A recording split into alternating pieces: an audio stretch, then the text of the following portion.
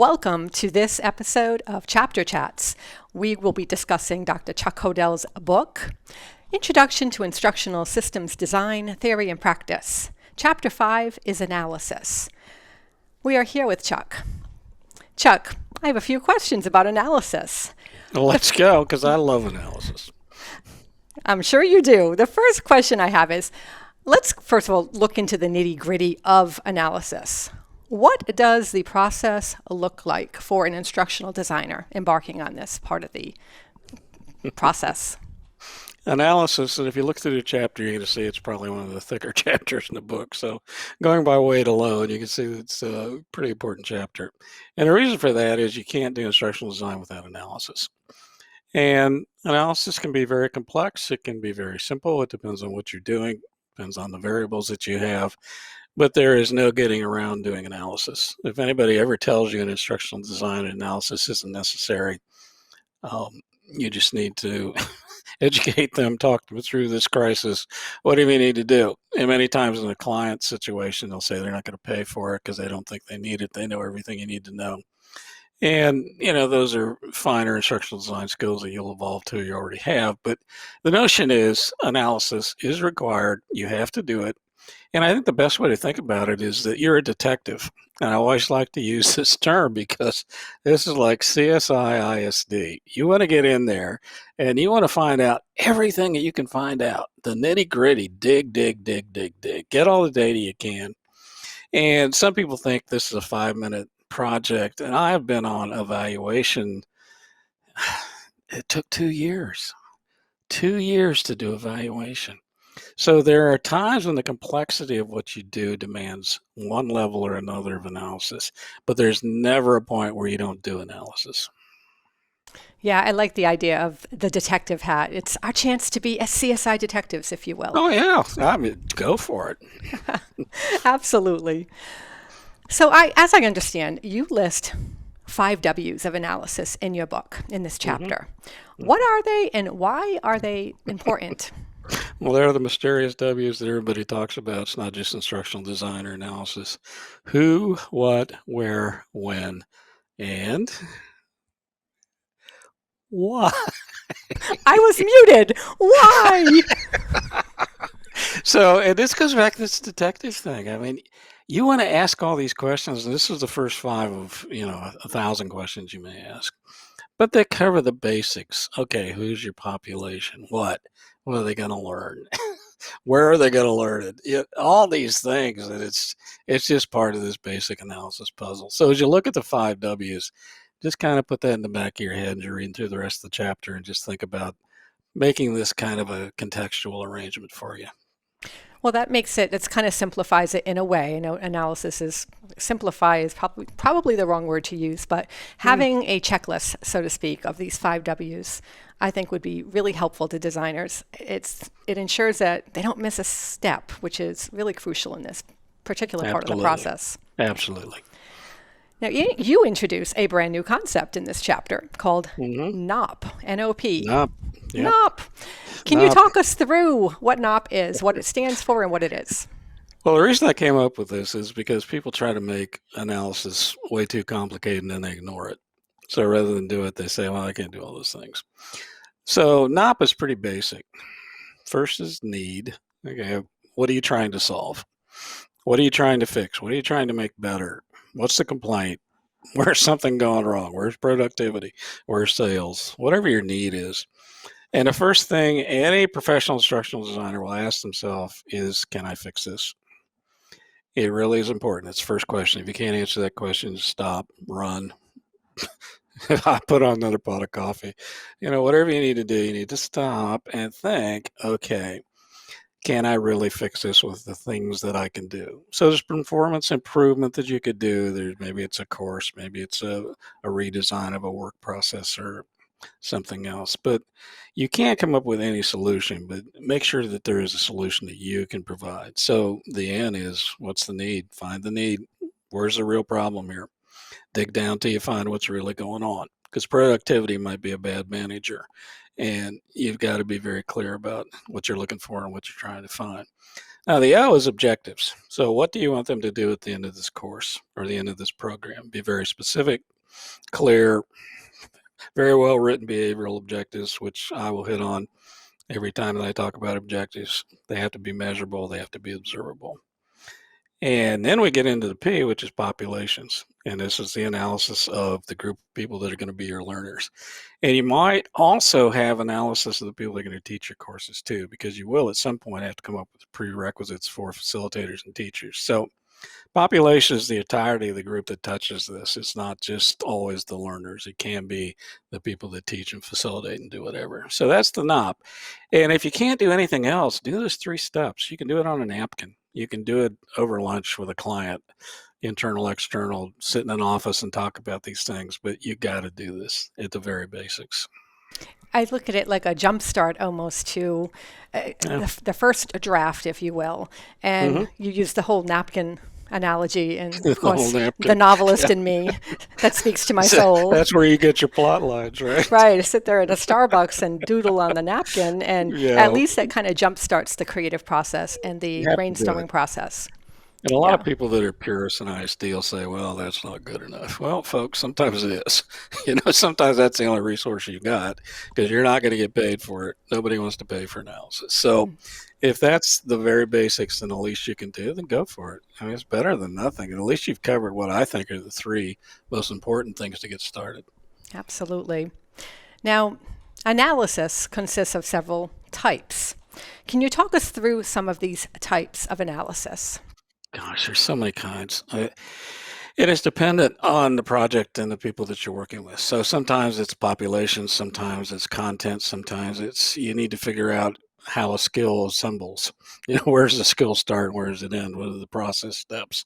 You have to look at, okay, what's the least harm I can do when I do these things? Those kind of analysis. And one of my favorites also is worst case scenario analysis. Okay, what happens if we do nothing? What happens if we do this wrong?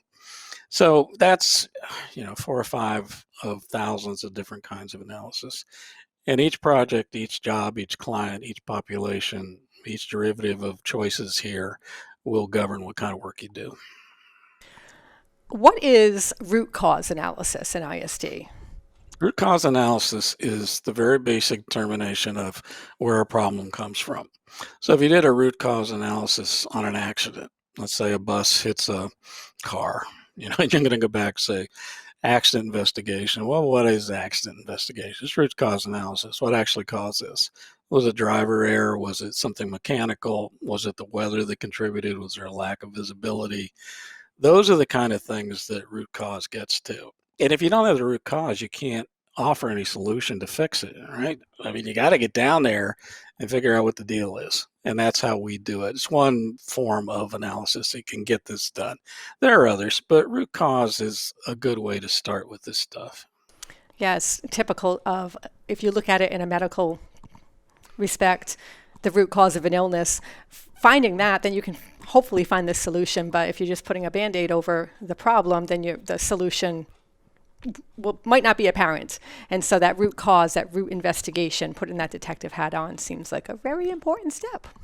Well, I think the analogy of medicine is very important too, because symptoms are not always what you want to be looking at when you're trying to do something holistically and get the cause of an illness or a disease. And what appears in the service may just be, 7 generations from what you need to really be looking at. So the same in ISD.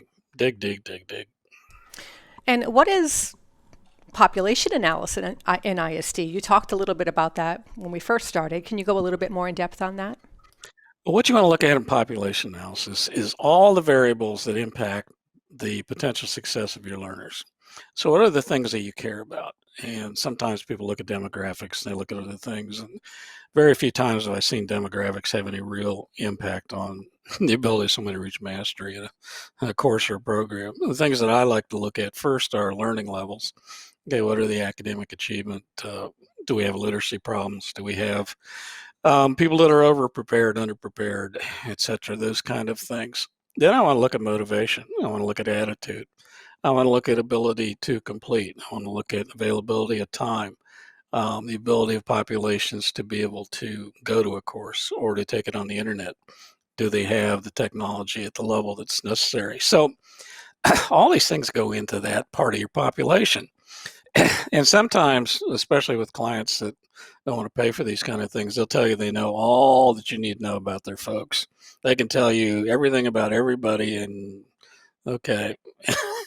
And then you go and sit in the break room and listen to people talk, and you know they don't know anything. So, not all clients are like that, of course. Many of them are very astute and know that they need to do this work. But anything that can impact success for your learner needs to be part of your population. Okay. How would an instructional designer go about the process of task analysis? Task analysis. So, wow, you love task analysis. If you're working in the building trades, you're working in mechanical skill sets, you're working in science, those kind of things.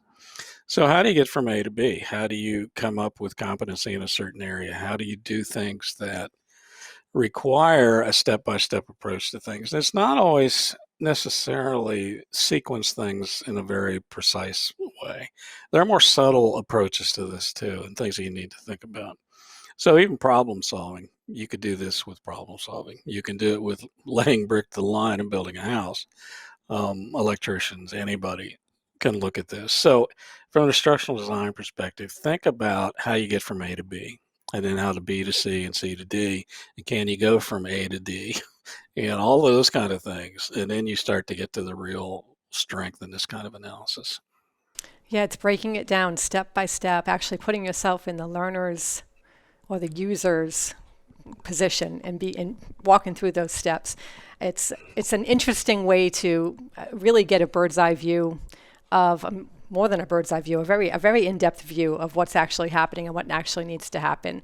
One of my favorite things when I took your course 602 was you asked us to go through a task analysis of creating a cup of tea, of making a cup of tea. And I thought, oh, this Hmm. is going to be very easy. How hard can that be? And Yeah, then well, I you found actually, out, didn't you, well, Denise? yes, I went into my kitchen and I'm like, oh my gosh, there are 30 steps. Uh huh. I have to write 30 steps out. But you know, if somebody had just flew in from another planet and landed here and had no idea what tea was or anything, it's coming at it from the most simplistic form to be able to get those instructions to where you And need them. and the thing that you find out is there are 100 different ways to get to the same place. So if I'm making tea sitting in Cairo on the Nile, um, you know, just walked over to Tahrir Square and I want a cup of tea, I can assure you that my friends in Cairo make it differently than you make it. And then I stop in Morocco and it's a little stronger. You know, on the way back, you stop 5 other places, stop in London. I'll guarantee it's different there. And all of this brings to mind this whole notion of analysis. So you have to be specific about your learners and what their outcomes need to be. So it's a great example. Whatever you think is simple is not as complex. Even the simplest thing is complex. I Absolutely. truly believe that, and I found that to be true. I found that to be true. Let's talk about worst case scenario planning. You brought Mm. that up earlier, and it's such an interesting concept to me. What are the reasons for it in analysis? Why should you be thinking worst case scenario? Because some people are like, wait, why should I be thinking negatively? But how is it helpful? Well, I always think negatively about these kind of things because you don't know what's going to happen. And I think all you have to do is look back at the last 40 years and things that happened nobody knew was going to happen. And if you look back at education and training in the last couple of years, you can see things that possibly they could have been planned a little better for. So the notion is what you want to do with your team, you can do this with learners, you can do this with clients, you can do it with just about any group, but I always do with designers, is let's sit down and let's whiteboard everything that can go wrong. Every single thing that can go wrong. And if I'm doing a task analysis, I will ask learners or subject matter experts, tell me everything you've ever seen gone wrong with this process. What is the worst thing that can happen with this? So you drop a 60-pound block on your foot, or the wind starts to come up, or it gets really cold and the mortar doesn't set. I mean, I want to know this stuff because I want the people to be trained in all of these things. And as a designer, as a project manager, I don't want to get a call in the middle of the night and be surprised. I was like, okay, we got a plan for that. We've thought about it. Here's what I think we should do. And as a designer, as a professional designer, outside of putting together courses and anything else, you want to be able to answer questions before somebody asks them for you. So, what happens if, gosh, we lose power? Or what happens if we lose the internet? Or what happens if we get half of this number of people show up? Or what if the books don't arrive? There's just so many things. And if you've already had a discussion, then nothing will surprise you. And I would say the best place to be as an instructional designer running a project is not to have anything surprise you. Be ready for it and have an answer, or at least a thought about it. Yeah, there's so many different variables that can happen, and yeah, it sounds like a great plan, a great process. Now, you bring up instructional strategies in this chapter 5. Can you explain what they are? Well, instructional strategies are how you're going to deliver content. And there's thousands of them, right? And you have to think about the best way to do this. So instructional strategies, gosh, they're different online, are they? Then they're different in the classroom. Is Room to Zoom different than standing in front of a group of learners? Am I best using case studies? Am I best using higher order cognitive skills? So if you look at Bloom, you're all the way to the right. Look at that column and think, okay, what kind of strategies can I use here? So I like to use case studies with graduate school students. I like to use project-based things. There are lots of options depending on your population and what you're doing. But as a designer, you have to find the best fit between learner content and how that's going to maneuver itself from one to the other. Can you define half-life as it is used in ISD? Half-life, I think, is something that's become very relevant with online learning, especially. When I first started talking about this concept, most things were classroom based, and it was, yeah, Chuck, keep in touch. We'll call you. And what we found, I was even using Half-Life in classroom based courses that were relying on data that had to be fairly accurate. So, in emergency management, putting together courses for emergency managers. The things that you think about are wind speed and barometer and temperature and all these things that have a lot to do. If you have a chemical spill, you need to know all these things. And if you're going to put together a course, why wouldn't you use accurate data? So the half-life on that data is about 2 seconds. That's how long it's accurate. It's until the next reading comes out. So National Weather Service, you get milliseconds of data. And now extend that same philosophy or approach to any kind of content that you have. So there's a lot of people that believe you design a course once, you put it together, and you deliver it until people retire. And that's not a great strategy. You as a designer and as a team and working with clients or managers have to determine how long this is really going to be accurate. And at what point is it going to become stale? So the term we use for that is half-life. So if you have a course that you feel reasonably comfortable to run for 6 months or a year, then that's your half-life. And anything over that, you're taking a chance of it being stale. There is data half-life, as I mentioned with the weather and other things, that could be seconds, milliseconds. And if you're a designer, you want to make sure that those things are accurate and timely. And if you just want to put in a set of rigid data that could apply to anything for some of these high-end courses, I think you're taking a real chance of losing an opportunity to work with learners in a way that's realistic for them. Yeah, it actually reminds me of a course I just designed for an organization that I volunteer for. I'm on the board of directors, and I wanted to put together a course on how to host a virtual event, a virtual webinar via Zoom. And so I put this course together to help the people who are volunteering to host the events. And of course, within a 3-month span, Zoom changed certain control features like 10 times. So I had to keep going in and keep updating. So the half-life for the Zoom thing was probably 2 days. Well, I mean, if you think about it, I just work with a group doing a presentation for them. We had a technical run through, and the version of Microsoft Group Teams had changed between Monday and when I got on with them today. And, they're messing around trying to get everything working. And, okay, people do this every day, are caught off guard by this.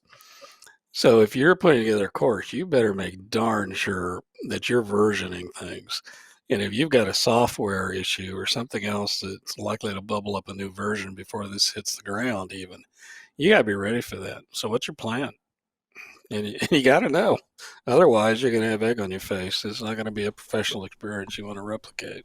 Absolutely. Yeah. You talk about unintended consequences. Can you explain this? There's a lot of times that designers in their best, how should I say this? Their best intention is to do wonderful things. But we also have the Hippocratic oath, right, in medicine, which is what? Do no harm. And what you'll find is that as designers, we need to make sure that what we do is for the better good, that what we provide is a quality product that withstands the rigor of making sure that everything's good and right. And there are times when you can train yourself into a box or have a course that really does worse things than better things. And I don't want to give examples because I would give away things that might have happened in the past. But I think the notion is think about, does this really accomplish what you want it to do? And think about different perspectives on content too, because you're going to get as many different perspectives as you have people that have an opinion. And you have to make sure that you've found what is legitimate and what's real and what you can use and stand behind. So, do no harm is a very large concept and it's used in medicine all the time. Obviously, I want to use it in ISD. I want every course to be a positive. And there are times when, frankly, they just aren't. And you have to think about the consequences of that. Yeah, it's a great motto for everyday living as well. Just and it's easy to remember. Do no harm. Yeah, even I could remember that. Even you, Chuck. Just kidding. Last question. Well, we've all likely heard the phrase analysis paralysis. Can you talk us through this issue and its consequences when we spend too much time being paralyzed by analysis? Well, the first thing you want to start with is you have to know when to give up. When's the end? When's the finish line? And Chuck's rule is 90%. When you think you're 90%, you're done. If you can do better without a lot more effort, that's one thing. But if you're at 90%, be happy, celebrate, get the balloons, have the dinner, move on. And sometimes, gosh, you see this all the time when there's organizations that can't make decisions. And we've all been around and we've all been part of them. And what happens is it just keeps going back in this analysis circle. It's this bottomless pit of discussion that evolves to nowhere. And I always give the example of in the academic world when we were doing a rebranding and we had to pick a color for the rebranding, which was going to be the same color that we had used before, which was the color teal. So in this group of people, I think there was 15 people in the group. I'm trying to forget all of this experience, but I'm bringing it back. The so trauma, I think there were the trauma. My therapist says I need to let it go. Chuck, just let it go. So there was 15 of them, and 15 people could not decide what color teal was. So we had the paint store, those books with 5,000 colors in them, and then somebody brought in a wheel. And then somebody had a laptop with all the color with the PMS colors. And so 6 months later, we still couldn't decide what teal was. So I made an executive decision and stopped that paralysis. You just pointed at a color and said, that's it right there. I'm sorry, my friends, but here's where we are. This was going to be. And sometimes it just takes somebody to be a leader. Not that I was being a leader in that case, but somebody needs to make a decision. But sometimes people don't want to make decisions because they have to take responsibility for them. And I understand that, especially in organizations when you're spending millions of dollars on training. I get it. But at some point, you have to have some consensus about what the end is. Can we decide that the end is when we have 90% or more than half or however you want to decide it? But it's just so obvious. So where this comes in with designers is your timeline starts to stretch. And what you thought was going to be a 2-month project is now at month 3 or 4, and you still can't get the things you need because of this paralysis, this lack of decision making. And there's other things that happen too. Sometimes you don't get the resources you need, so you're kind of stuck with what you got, and you really don't want to make a bad decision based on bad information. And there's variations on a theme, but generally it's just organizationally people don't want to do it. They don't want to take ownership of something. So as designers, sometimes if you're a project manager, you just have to facilitate all this. You have to be okay with saying, we need to make a decision on this.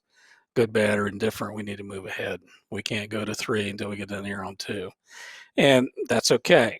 But I think as designers, and especially in a textbook, we need to be talking about this notion of not only are we designers, but we're also leaders. We're also managers. We're also decision makers. And we need to play those roles sometime. You need to step up, do what you need to do, and take responsibility for it, move on. It's a great point. And I think that organizations who are stuck in that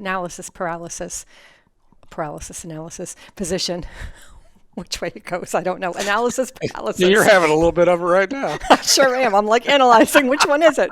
Anyway, I think that they probably really appreciate when somebody does take that leadership initiative and helps to facilitate that decision finally. Sometimes it will. You will always have someone who's a sore loser, and that's okay. Yeah. If you only have 10% sore losers, then by Chuck's rule, you're doing okay. Well, I like the rule. It's good to have that benchmark, to have that decision point. Okay, 90%. And if everybody's on target with that, then the decision is made. Off we go. Off we go. It's time to get the project off.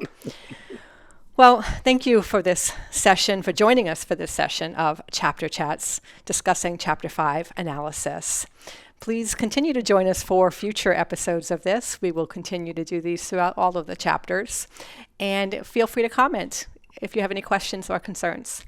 Thank you very much.